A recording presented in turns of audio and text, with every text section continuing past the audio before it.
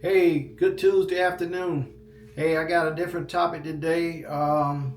This is a real important topic because it deals with money, and that's just something that we have to always be conscious of is our income.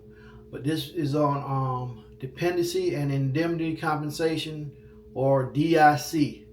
Okay, so what happens if the veteran passes away and there's a spouse left behind? So, dependency and indemnity compensation is a tax-free monetary benefit paid to eligible survivors of military service members who died in the line of duty, or eligible survivors of veterans whose death resulted from a service-related injury or disease. Okay, and then also there is an impact of benefits in the event of suicide, because suicide is real and it does happen. Uh, Please note that in the event that a service member death is determined to be self-inflicted, surviving family members' benefits may be subject to modification. Uh, so that'll be determined in the event if that's something like that happens. So, but there's a chance you still can qualify for those benefits. Your spouse, I'm sorry. Uh, Now, let's talk about eligibility. For survivors to be eligible, the deceased service member must have died from the service member died while on active duty in for training or inactive duty training, or the veteran died from an injury or disease deemed to be related to military service.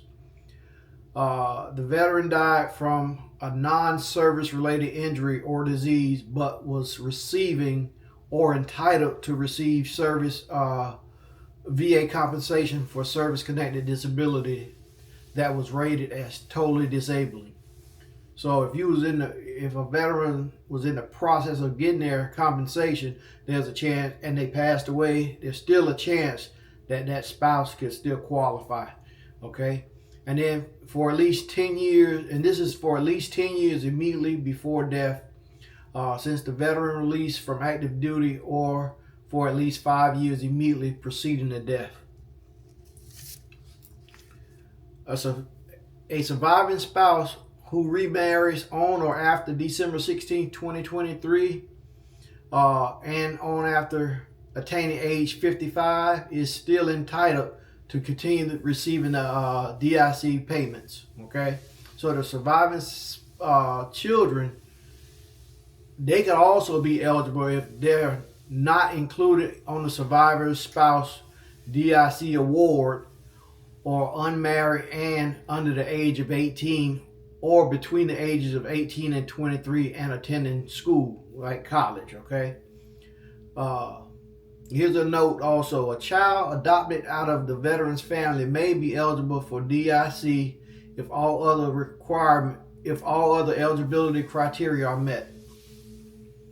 And then certain helpless adult children are also entitled to DIC. So let's just say if that veteran was taking care of an adult child that's unable to take care of themselves, so they can possibly still qualify also. And then you also have parents' dependency and indemnity compensation, which is a tax-free based monthly benefit for the parents of military service members who died in the line of duty, or veterans whose death resulted from a service-related illness. And then to be eligible for that one, the parent of a military service member who died in the line of service that was deemed permanent and total.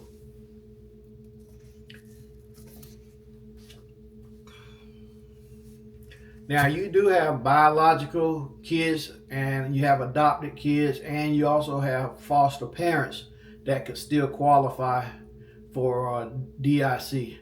And now, foster parent is a person who stood in the relationship of a parent to the veteran for at least 1 year before the veteran's last entry into the active duty. Okay, so the surviving parents must have an income below the limit enlisted by law. So there is like a means test where if that surviving spouse makes too much money, then they won't qualify for the benefits. So they do a means test to make sure that surviving parent qualifies. Okay, and then the amount payable based on the DIC right now for 2025 is $1,653.07, and that's tax free, which is a lot of money. Now, I'm gonna tell you, this is huge right here. There are some additional allowances that the government allows. So let's say, as an example, add $351.02. At the time of the veteran's death, the veteran was in receipt of or entitled to receive compensation for service-connected disability rated totally disabling, including a rating based on individual unemployability (TDIU) for a continuous period of at least 8 years immediately preceding the death, and the surviving spouse was married to the veteran for at least for those same 8 years. Okay. And then also add another $409.53 for each dependent child under the age of 18 or between the ages of 18 and 23 attending college or some form of school, and helpless children over 18. Okay, so if the surviving spouse is entitled to aid and attendance, add $409. These are some additional allowances. Okay, if the surviving spouse is entitled to housebound, add an additional $191.85, and if the surviving spouse has one or more children under the age of 18 on the award, add the 2-year transitional benefit, which is $350. So there's a lot of compensation in this. But what you want to do is you want to complete form 21P-534. And then you can work with an accredited representative or agent, or you can just go directly to the to your spouse's regional office and have a VA employee assist you. I would probably go that way first, but just so I don't end up costing myself more money. You're already at a loss of income, so you want to hang on to as much as you can. And then there's also other benefits in the event that veteran pass away. That spouse can also qualify for what's called burial benefits. So if the veteran was honorably discharged, the VA is going to pay some amount of benefit. If the if he was service connected, they're going to pay up to $2,000 in burial expenses. And if not service connected, they'll pay $300 in funeral expenses and $762 for a plot allowance.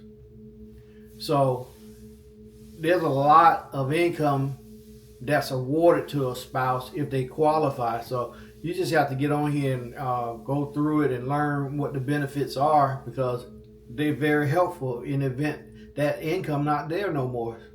So I would most definitely look at that and go over this with your spouse. Because if something happened tragically and you never got a chance to educate your spouse on this, they just lost, because nobody else is going to really tell them.